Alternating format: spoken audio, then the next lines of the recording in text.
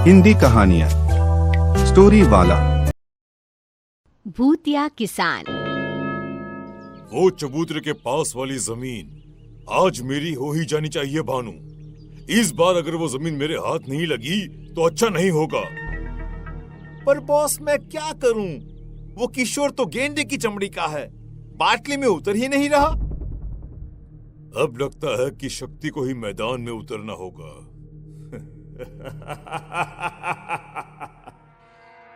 शक्ति एक बिल्डर था जिसका मकसद मधुपुर गांव की जमीन पर कब्जा करना था। वो हर बार किसी न किसी किसान को अपने जाल में फंसाता और उसकी जमीन अपने नाम कर लेता। भानु के जाने के बाद शक्ति अपने कमरे में बैठा था कि तभी अचानक हवा का एक झोंका आता है और सामने रखी डेस्क पर से एक कवर जमीन पर गिर जाता है। ये कागजात यहाँ कैसे? इसे तो मैंने जला दिए थे।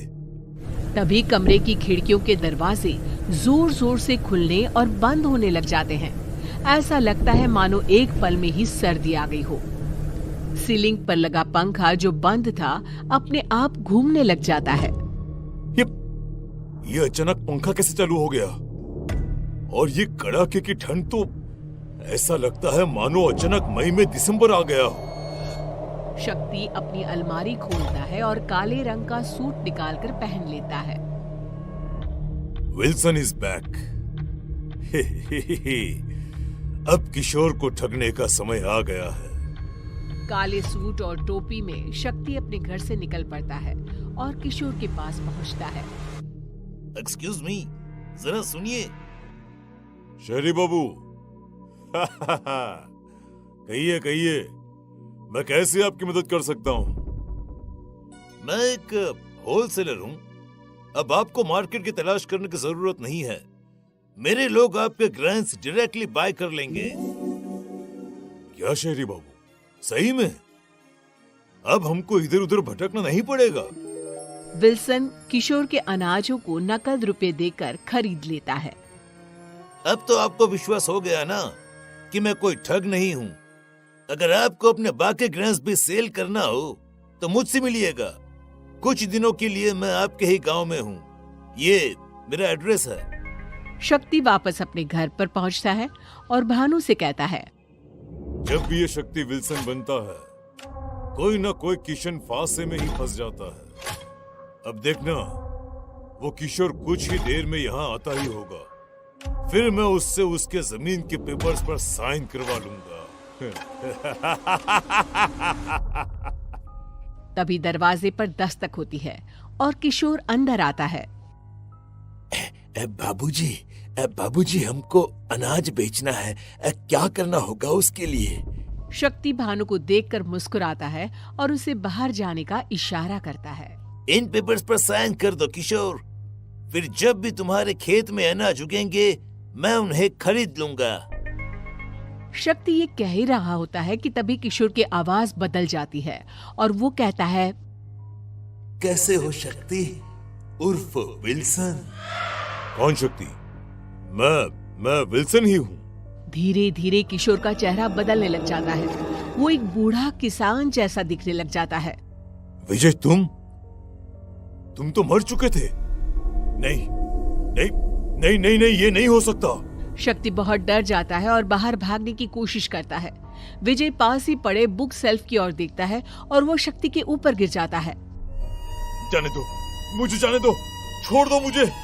मुझसे गलती हो गई भानु, मुझे बचाओ भानु। शक्ति की आवाज सुनकर भानु वहाँ आता है पर वहाँ कोई नहीं होता। क्या हुआ बॉस? अब चीखे क्यों? और किशोर कहाँ गया? किशोर नहीं, विजय आया था, पर वो तो मर गया था ना।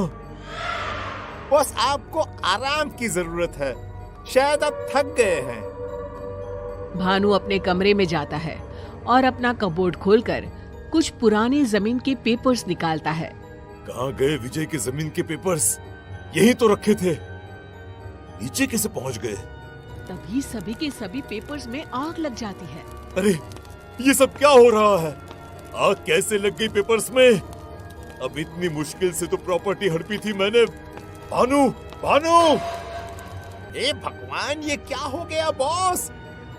किस कल मुहे की हाई लगी है आपको? मेरी हाय लगी है शक्ति तुझे।